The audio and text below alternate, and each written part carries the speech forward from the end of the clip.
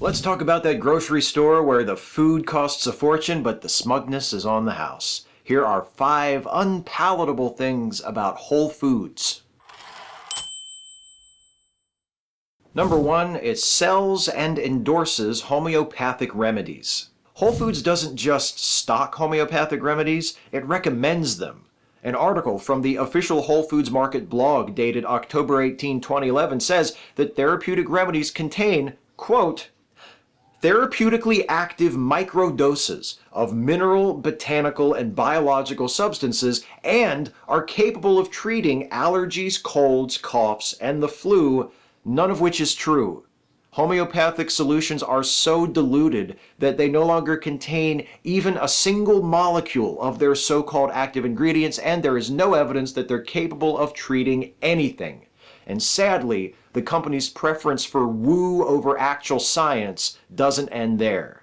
Number 2, it contributes to GMO-related paranoia. Whole Foods promises its customers transparency regarding which of their products contain genetically modified organisms. And by the way, Whole Foods defines genetically modified organisms this way, quote, organisms whose genetic makeup has been altered in a way that does not occur naturally.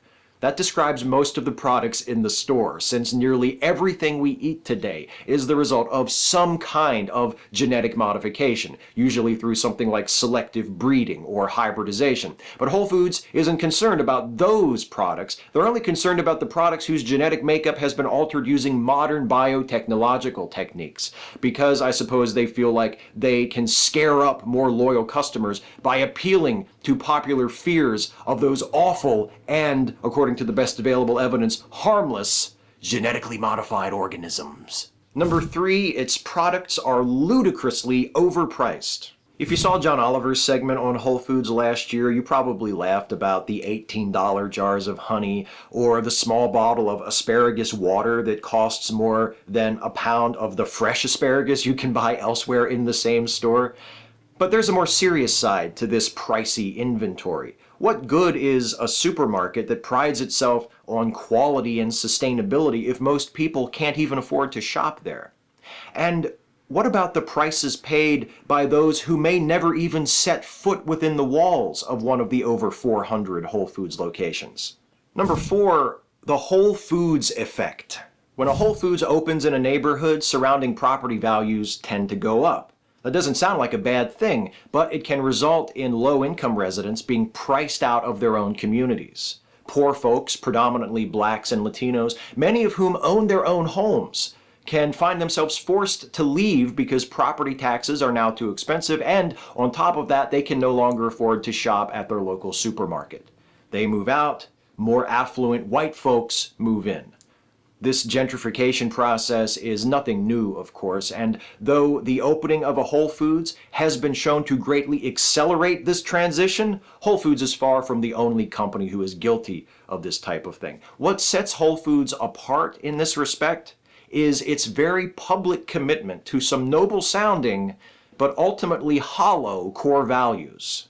Number 5, its values don't always matter. A couple of years ago, Whole Foods launched an ad campaign built around the slogan, "Values Matter." It promoted itself as a supermarket concerned not just with quality, but with ethics, especially in the meat department. But a 2014 investigation by PETA uncovered evidence that Whole Foods employees routinely misled customers regarding the standards being upheld by their meat suppliers, giving the impression that those suppliers were much more humane than they actually were. And such a revelation would be scandalous for any organization. But for a company that markets itself as a store for people who care about where their food comes from, that seems like a serious breach of consumer trust. Then again, another of those core values is support the local community, and we've already seen how that worked out. Although, in a sense, I suppose Whole Foods does benefit the local community once all the members of that community who can't afford it are gone. The hardest part is picking only 5. Catch you next time. Hey folks, hope you enjoyed this one. Special thanks to my pal Annie Trendy, who not only suggested this to me as a topic, but was of invaluable help while I was writing and editing the script.